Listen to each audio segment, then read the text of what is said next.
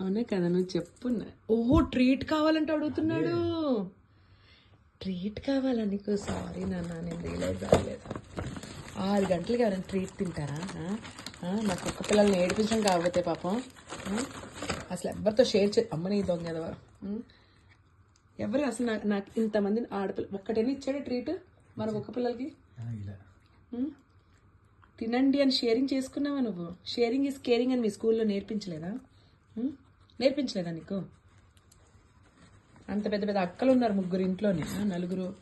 ఒక్కరికి అక్క తీసుకొని ఇచ్చావా? నువ్వే తింటున్నావు బ్యాగ్ దాచుకొని. కొంతమంది ఉంటుంది చూడు హాస్టల్లోని, ఇది నాది, నేను ఎవరికి ఇవ్వను అన్నట్టు. ఇప్పుడు నాన్న ఒక ట్రీట్, ఫెనీకి ఇద్దామా ఒకటి? రే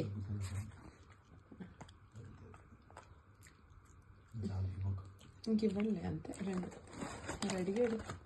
అడిగాడు దొంగ. నీకు జ్యూసీ అని పెట్టారంట, నీకు జ్యూసీ అని పెట్టకూడదు, పిగ్గీ అని పెట్టాలి. రే పిగ్గీ, చాలా ఇంకా తినకూడదు ట్రీట్స్, 2 తింటారు. పొద్దున్నే 6 గంటలకి ఎవరైనా ట్రీట్స్ తింటారా?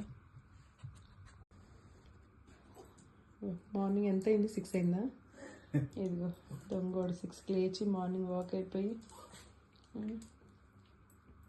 జ్యూసీగా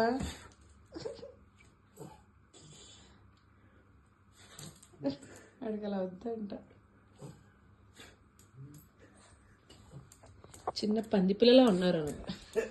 ఫారెన్ కంట్రీస్ లో పంది పిల్లలు ఉంటాయి చూడు, చిన్న పంది పిల్లలు. అరే నువ్వు నిజం చెప్పరా, నువ్వు కుక్క పందిరా? చిన్న పిగ్లెట్ కదా నువ్వు, నిజం చెప్ప. తెల్ల పిగ్లెట్స్ ఉంటాయి చూడు, క్యూట్ గా పింక్ మూతేసుకొని. ఇడు నువ్వు ఏ లండన్ నుంచో, యూకే నుంచో, ఆస్ట్రేలియా నుంచో చిన్న పిగ్లెట్ వచ్చావు కదా నువ్వు. నిజం చెప్పు, నాకు నిజం చెప్పు. మీ మమ్మీ వీళ్ళ మమ్మీ వీడికి గౌతమ్ పిల్లని చెప్పేసి ఇచ్చా. నువ్వు పిల్లి అనుకొని గౌతమ్ తీసుకుని రా, నువ్వు పంది పిల్లవరా నువ్వు?